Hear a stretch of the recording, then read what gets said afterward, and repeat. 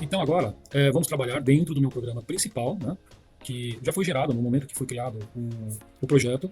Ele já criou esse program.c Sharp, e é onde nós vamos desenvolver todo o tratamento aí da aplicação, utilizando aí as classes já criadas. Então eu vou apagar tudo isso aqui. Isso aqui é comentário. Comentário sempre começa com barra barra, por isso que está em verdinho aqui. Então se você precisar colocar comentário, é só utilizar o barra barra aqui, uma das formas de usar comentário, né? Que ele não vai executar, simplesmente só vai ficar aparecendo aqui no código, tá? Mas não vai ter influência nenhuma na hora de executar o programa. Então eu vou apagar tudo isso aqui e vou começar a construir o meu, a parte, né, do meu programa que vai ser realmente executado, que ele vai ser fazer uso aí das classes já criadas. Ok? Então nós vamos começar com o namespace de novo, né, como sempre. No caso, atividade. Ok? Vou abrir e fechar chaves. E aí eu vou. Aqui eu tenho a minha classe, que vai ser o nome do meu. O próprio arquivo aqui, né? Classe program, que já criou program. E dentro dela é que vem a minha estrutura do meu programa, do método principal. Certo? Que ele tem uma estrutura própria, certo? Que sempre vai ser utilizada, que é o static void main string args. Então, esse aqui vai ser sempre utilizado, né? Essa estrutura, tá? Que ele vai procurar sempre esse método main para executar, começar a executar alguma coisa. Então, dentro da minha pasta atividade, ele vai executar esse programa, porque dentro dele tem o método main. Então, ele vai partir a começar a executar o que tiver aqui dentro. Então, essa sempre é a estrutura básica da qual ele vai partir para executar qualquer aplicação. No caso aqui, obviamente, no modo console. Nós estamos utilizando aqui o modo console. Bom, mas antes disso também, nós temos que informar aqui que nós vamos usar a biblioteca system. Por quê? Porque vai ter uma série de comandos aqui embaixo que ele vai buscar essa biblioteca, que são os comandos de entrada de dados e de saída, de apresentação de mensagens ou de dados. Então, isso vai estar tudo dentro da minha biblioteca system do C Sharp.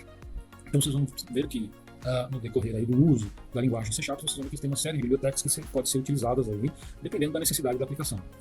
A system é a básica, né? É a básica, é a mais básica de todas. Bom, então aqui agora estamos prontos, né? Deixa eu salvar aqui, né? Prontos para que iniciar o tratamento das minhas classes aqui, né? Fazer uso dessas classes. Então, o que realmente precisa ser levado em consideração aqui, né?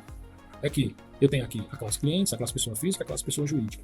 Obviamente que tudo provavelmente vai acontecer nessas subclasses, tá? Aonde eu vou ter que identificar se eu estou tratando com pessoa física ou de pessoa jurídica dentro da aplicação. Então isso já tem que ser considerado na minha aplicação.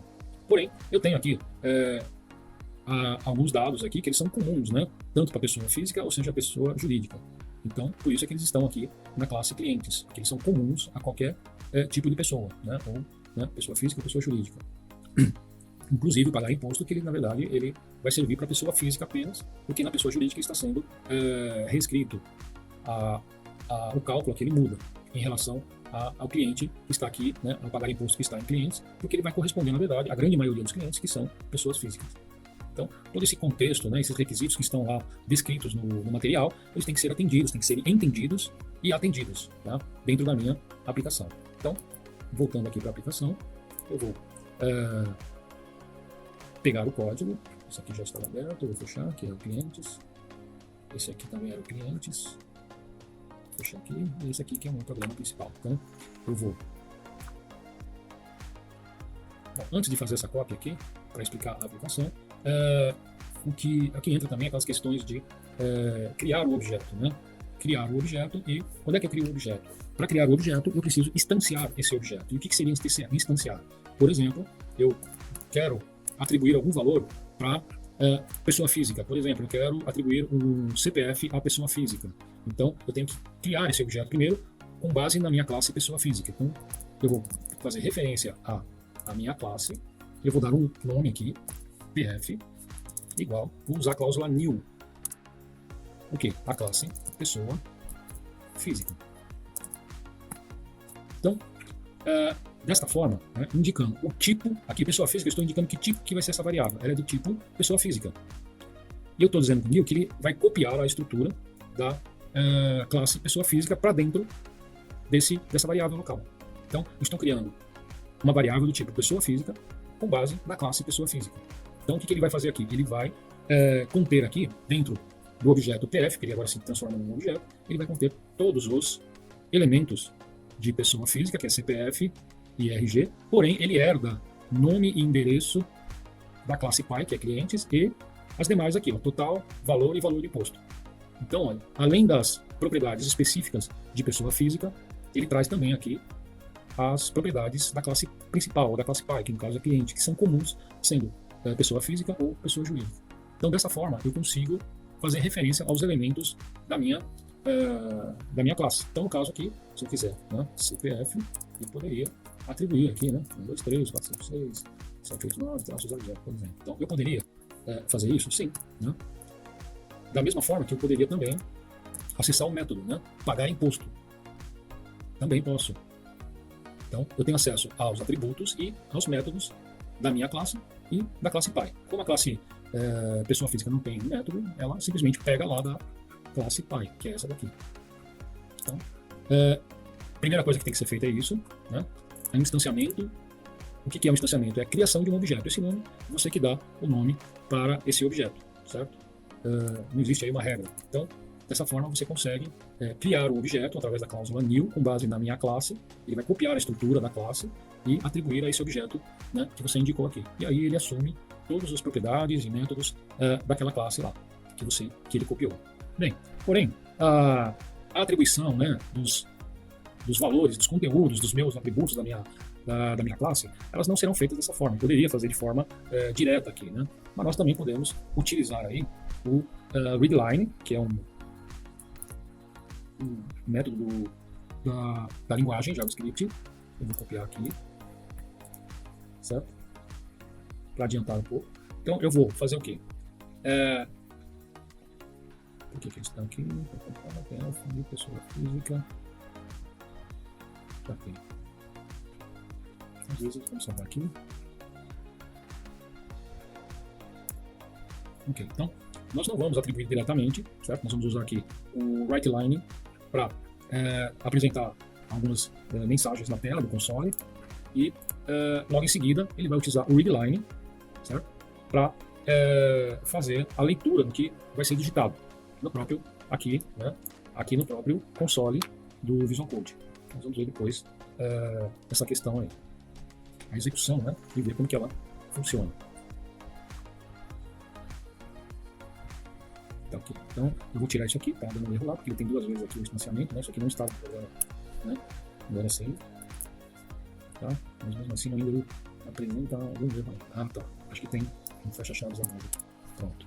É isso. Então, se colar e copiar e colar às vezes dá problema, né? Eu já tinha alguma coisa, né, feita aqui dentro do método principal, então ele acrescentou e aí eu tive que corrigir. Ok, agora está tudo correto, não tem problema nenhum. Certo? O único problema é que aqui, acho que está mais esse aqui, que esteja com mais.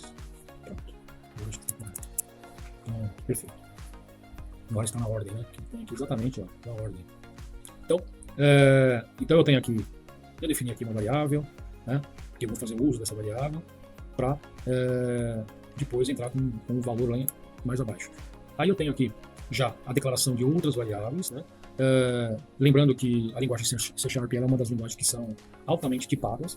O que quer dizer isso? Elas têm que serem declaradas na hora do uso ou antes do uso, né? Aqui ela está sendo declarada no momento do uso e aqui está sendo simplesmente só declarada, certo?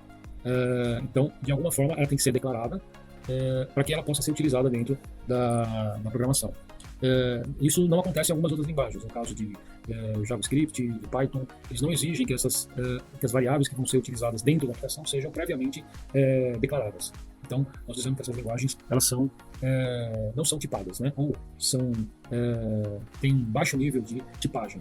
No caso de Java e de C#, são altamente tipadas, porque eles exigem que as variáveis sejam declaradas previamente dentro do programa. Então, isso é muito importante, que dependendo da linguagem que você for trabalhar, você tem que saber se a linguagem é tipada ou não, então você tem que saber como lidar aí com as variáveis dentro da programação ou desenvolvimento da aplicação. Bom, então, aqui o WriteLine, que está dentro da biblioteca aqui de console, né? Ela vai dar uma mensagem, embaixo você vai digitar alguma coisa, o readline, para ele permitir a entrada de dados. Essa entrada sempre vai ser o quê? Sempre vai ser do tipo string. Tá? E isso é importante, por quê? Porque se você for digitar um valor, você precisa converter esse valor, e aí você precisa usar funções de conversão, que nós vamos ver aqui. Então, no caso de nome, endereço, tipo, né? Aqui ele vai perguntar se é pessoa física ou pessoa jurídica, para poder saber, primeiro, qual classe que ele vai instanciar, e qual método que ele vai utilizar, né? Se é uma pessoa jurídica ou se é uma pessoa física. Então isso é importante, né? Você definir aqui na sua aplicação para que ele saiba para qual tipo de cálculo que ele vai e tipo de classe que ele vai trabalhar. Então isso já está dentro de uma lógica, dentro do meu método main, método principal. Então aqui nós temos, ele pergunta, né, se é pessoa física ou jurídica, usando aqui no caso a letra F ou a letra J minúsculo, ele define aqui um tipo de, né, uma variável chamada var underline tipo, onde vai receber essa informação aqui, se ele é física ou pessoa jurídica. Dependendo do tipo, ele, se for físico, o que ele vai fazer? Ele vai instanciar a classe pessoa física. O que você digitou, como são dados comuns, ele já digitou nome e endereço, porque são dados comuns, né? E aí, então, você vai informar o quê? Os dados específicos no caso de pessoa física, tem CPF e RG, tá? Ele já vai jogar direto lá para o atributo, tá? Isso aqui não é muito recomendável, mas no caso aqui, eu fiz só para ver que pode ser feito direto, mas não é recomendável.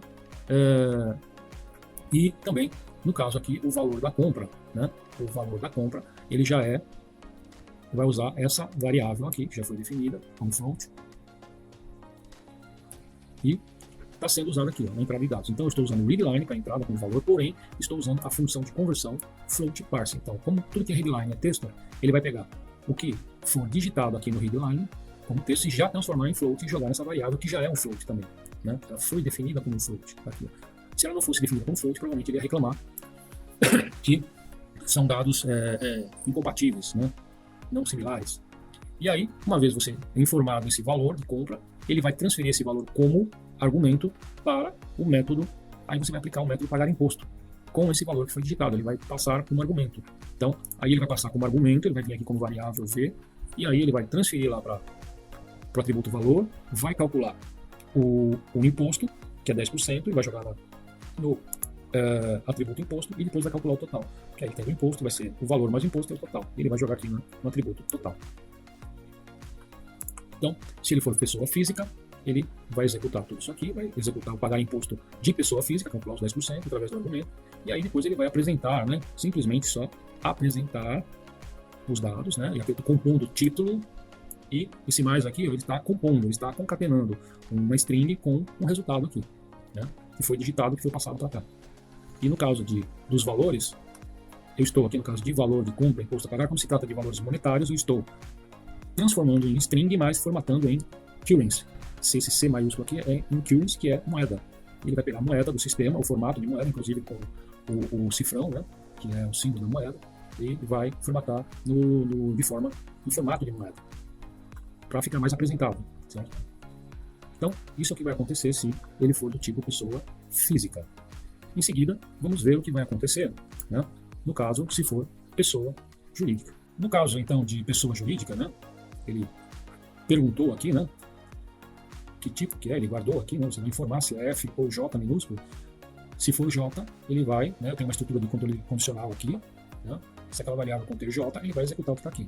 Então, aí ele vai transferir, né, porque nome e endereço já foram digitados, porque são dados comuns, sendo pessoa física ou jurídica. Então, ele só vai transferir agora, via variável, para o meu atributo lá na minha classe.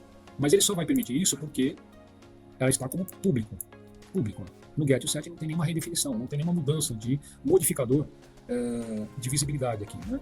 Modificador de acesso. Então ele entende que é público. Então ele permite que o meu programa, né, o meu método principal, ele faça essa alteração. Coisa que, no caso de valor de compra, imposto a pagar, vocês notem que não foi feito nenhuma referência de atribuição aqui. Ele foi feito a mudança lá, no caso da pessoa física, foi feito pelo método. Tá? Se você tentar fazer uma referência direta para esses que estão protegidos, ele vai dar erro de compilação. Depois nós vamos ver isso aí. Tá? Na hora de testar, se você fizer uma referência direta ao valor de imposto total que estão protegidos, ele vai dar erro na compilação. Então, aqui no caso a mesma coisa, só que aqui agora ele vai pedir o CNPJ, inscrição estadual, o valor de compra, que ele vai também transformar em float, porque aqui é um float, e ele vai transferir esse valor como argumento também para o método pagar imposto. Só que esse pagar imposto não é o pagar imposto de cliente, é o pagar imposto redefinido. Tá aqui, ó, override. Ele vai pegar esse daqui, ó, certo? E na hora de fazermos os testes, vocês vão ver que ele vai fazer o quê? Ele vai calcular aqui 20% e aqui é o normal, 10%. Tá? Porque ele sabe que esse aqui é o da classe pessoa jurídica, que calcula 20%. E aí depois ele vai apresentar os dados também da mesma forma que da pessoa física. Só que agora é o CNPJ, que são estadual, e os cálculos aqui também no formato de moeda, currency, né? ToString é uma função também de uma função de modificação, né? De tipo de dado. Ele vai transformar isso aqui numa string mais formatada, os valores. Então aí ele vai apresentar todos esses dados aqui, certo? E aí o programa encerra, ok? Então a lógica aqui do método main está aqui, né? Tem duas estruturas de controle condicional, okay? Que vai daqui até aqui. Então aqui, dentro do método main, é onde você vai fazer todo o tratamento de como você vai lidar com as classes, com a aplicação. E aqui estou trabalhando com as classes, certo? E com os métodos, seus atributos e os métodos. Então, basicamente a lógica da aplicação ela se encontra aqui. Então agora, nos resta só, né, executar essa atividade para ver se está tudo correto. Então eu tenho que entender que eu tenho pessoa física ou pessoa jurídica. E o imposto na pessoa física ele calcula 10%, se for pessoa jurídica ele vai calcular 20%. Então agora, uma vez que está tudo salvo, tudo lá dentro né, do mesmo namespace, que é a mesma pasta do projeto, eu posso fazer já o meu teste, executar e fazer os testes com a minha aplicação. Para isso eu vou fazer o quê? .NET Run. Okay? Se tiver tudo correto, ele vai executar.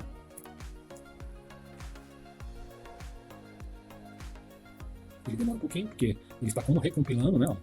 Então notem que, olha lá, ele já pediu o nome, eu vou formar o nome aqui, vou fazer uma pessoa física primeiro. Pedro da Silva. Endereço: Rua Vergueiro 123.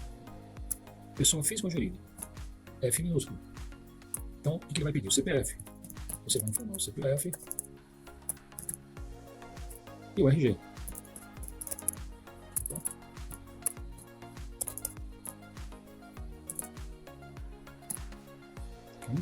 E agora o valor de compra. Por exemplo, 2.500. Aqui pode colocar vírgula, tá? Comprou R$2.500. E aí? Okay. Então, ele vai apresentar os dados novamente. Né? Eu informei o CPF, RG e o valor. Ele vai informar aqui os dados novamente. Nome, endereço, CPF, RG, valor que foi digitado. E aqui é cálculo, resultado de cálculo. Né? Então, como é 10% de 2.500 é 250, 2.500 menos 250 é 2.750. Então, na parte da pessoa física está correto. Tá? Ele foi lá e pegou aqui o método dos 10%. Okay? Agora eu vou testar aqui, pessoa jurídica. Então, mesma coisa, .NET Run. Ele vai compilar o programa novamente. Aí você vai informar o nome, Virtual Tecnologia, SA, Avenida Brasil, pessoa jurídica, J minúsculo, CNPJ 34 567 890 barra nível contrário traço 00. Inscrição estadual 345 678 1. E aí o valor de compra, por exemplo, R$35.000, 00. E aí ele vai apresentar todos os dados que foram digitados, né? Nome, endereço, CNPJ, inscrição estadual, o valor de compra já no formato de moeda, né? Inclusive com símbolos da moeda. E aí o imposto é 20%, 20% de 35 mil, 7 mil, 35 mil mais 7, 42 mil. Então esse cálculo foi feito pelo método de pessoa jurídica. Né? Tá aqui, ó, pessoa jurídica, porque ele redefiniu o método de pagar imposto e calculou 20% em vez de 10% da maioria dos clientes. Então, dessa forma, foi aplicado em os conceitos de abstração, na hora que se criou as classes, se criaram as classes, foi aplicado herança, quando você definiu aqui, né, as classes e como que elas se relacionam, né, com 2 pontos aqui. Foi também aplicado aqui, isso nós vamos ver aqui, ó, encapsulamento, nós vamos ver aqui em seguida. E, no caso aqui, de pessoa jurídica, o polimorfismo, que ele foi reescrito o mesmo método aqui. Então, notem que os principais conceitos de programação orientada a objeto foram aplicados numa aplicação aqui nesse sistema. Agora nós vamos ver aqui somente a questão do encapsulamento, só para ficar bem claro essa ideia aí, para que ela é utilizada. Para falarmos de encapsulamento, precisamos sempre lembrar dos modificadores de acesso. Então nós temos aqui o public, né? O public já está aqui definido. quando eu não coloco nada dentro do getSet, ele assume como public. E eu tenho o protected e tenho o private também. Eu poderia usar aqui private também? Poderia. Certo? Então, eu tenho esses modificadores que podem ser utilizados. Isso aí está dentro do material, né? E merece um estudo até um pouco mais detalhado, para realmente isso ficar bem consolidado, esse entendimento dos modificadores de acesso e para que eles servem. No caso aqui, é evidente que se eu deixar público, lá no meu programa principal, no meu método principal, você vai conseguir ter acesso normalmente aos meus atributos. Isso não é uma boa prática, né? Nem uma aplicação, nem um sistema costuma se deixar os atributos como público, né? Principalmente para o set, porque o set ele permite que você altere o conteúdo. Até o get não tem grande problema, você pode deixar ele como público, não tem problema, porque simplesmente é para leitura, a não ser que o dado seja sigiloso ou algo do tipo, então você também pode colocar como protected ou como private, certo? Então, via de regra, normalmente, para aplicar o encapsulamento, realmente você teria que colocar todos os atributos no modo private ou no modo protected. Isso vai depender muito da sua aplicação. Então, no caso, foi colocado aqui protected somente para alguns atributos, no caso, para os valores que estão sendo alterados, né? Que estão sendo modificados dentro do meu programa aqui, do meu método main. Evidente que os demais também estão sendo atribuídos aqui, né? Meus atributos da classe estão sendo alterados, né? Nome, endereço e os demais também das outras classes. Mas eu fiz, para não ter que fazer tudo isso, eu fiz somente para esses três aqui. Então, vocês notem que como, por exemplo, nome e endereço eles estão como público, eu consigo, né, atribuir diretamente. Ó. Eu entrei via console, né, pelo readline, né, endereço e nome, e aqui eu estou atribuindo lá para os atributos da minha classe. Então, por que ele está permitindo? Porque ele está como público. Agora, vamos supor que, no caso de valor, eu quisesse fazer isso diretamente pelo meu método principal. Então, vamos ver o que pode acontecer aqui. Então, eu coloco aqui pf.valor igual a um valor qualquer. Certo? Eu vou colocar aqui um f, que é float, tá? Quando ele é feito isso diretamente, ele, né? Então aqui, eu vou salvar aqui, ele já está dando aqui, ó, ele está já falando, ó, só de posicionar aqui o mouse, ele está dizendo que a propriedade, ou né, a propriedade valor, né, da tabela da classe clientes, não pode ser usado, ou não pode ser acessado, porque o acessador é inacessível, tá? Ou seja, no caso aqui, o protected, ele não permite que eu acesse diretamente esse atributo. Eu não faça, né, ele não vai permitir qualquer atribuição a esse atributo. Então isso é uma garantia de que você não incorra aí em erros dentro da programação, certo? Que de repente você pode atribuir um valor aqui em algum momento e isso aí mudar todo o comportamento da aplicação. Isso aí pode ser um erro de lógica, né, ou um erro da própria estrutura, né, de lógica que não estava prevista. Então, no caso, o encapsulamento ele é muito importante nesse sentido. Então, tudo que você fizer, você normalmente faz via os seus métodos, né? Que aí você garante que esses dados não serão modificados, alterados indevidamente ou fora do contexto, fora da lógica já planejada. Então, isso é o que acontece. Então, por isso que é importante essa questão do encapsulamento, da proteção dos atributos da sua classe. Ela tem uma importância muito grande. A outra questão aqui também é a questão não deixa de ser um modificador, só que é um modificador de método, que eu usei aqui o virtual, né? Assinado também. Ele também não iria reclamar aqui, porém, eu iria ter problema lá no override. Porque ele exige aqui, nesse caso, ele vai exigir, né, que não é possível substituir um membro herdado, porque ele não está marcado como virtual, né? Abstract ou override. Então, ele tem várias formas de ser definido, tá? Como eu falei, um modificador de método. Então, você tem que definir de uma forma que ele permita fazer a reescrita dentro de uma subclasse ou de uma classe derivada. Então, no caso aqui, cabe apenas o virtual, porque o virtual permite isso, né? Ele permite, então, aí eu não tenho problemas aqui para fazer a reescrita desse método. Então, isso são detalhes que são importantes e que estão todos atrelados aí à questão de programação orientada a objetos, que são muito importantes. Outra questão aqui também é a questão vamos supor, se eu colocasse aqui private, por exemplo, em valor, e não protected, o que ia acontecer? Ele vai reclamar aqui, ó, dentro lá da minha reescrita, lá na classe pessoa jurídica, é onde está sendo reescrito. Então, ele vai reclamar por quê? Porque aí entra a questão de visibilidade. Se eu definisse aqui valor com private ou privado, ele teria um sinal de menos na frente. E aí o que acontece? O que ele indica isso? Ele indica que somente o método dentro da classe é que vai poder ter visibilidade desse atributo. E as outras subclasses, elas não enxergam esse atributo privado, eles não enxergam o privado. Então, no caso aqui, pagar imposto do próprio cliente, ele enxerga, não tem problema nenhum. Tá aqui, ó, ele não dá erro aqui, ó. Agora, na subclasse, ou numa classe derivada, ele não consegue enxergar. Ele não tem visibilidade de atributos privados. Então, eu não poderia usar o private aqui, porque eu tenho uma sobrescrita. Se eu não tivesse uma sobrescrita aqui, eu poderia usar privado, porque é o que dá maior segurança, né? Maior nível de segurança aos atributos aqui. Tá? Então, eu tive que mudar para protected, para ele poder ser... ele poder ser utilizado na reescrita lá. Ou seja, quando está sendo aqui aplicado o polimorfismo. Mas da mesma forma, ele garante uma segurança, porque como eu fiz aquela hora, se eu colocar aqui pf.valor igual, ele vai reclamar também, porque ele não tem acesso. O método main não tem acesso a atributos, né? Ou privados ou protegidos, ou protected. Então, ele está protegido da mesma forma. Então, atende, no caso aqui, o protected, ele atende as duas necessidades aqui, né? Que é proteger e permitir a reescrita ou aplicação de polimorfismo. Bom, então, com isso, encerro aqui a apresentação dessa atividade, da aplicação da atividade aí 2, né? Da codificação aí do modelo, do módulo, né, de codificação back-end, da situação de aprendizagem 2, o desenvolvimento aí do sistema de controle de clientes.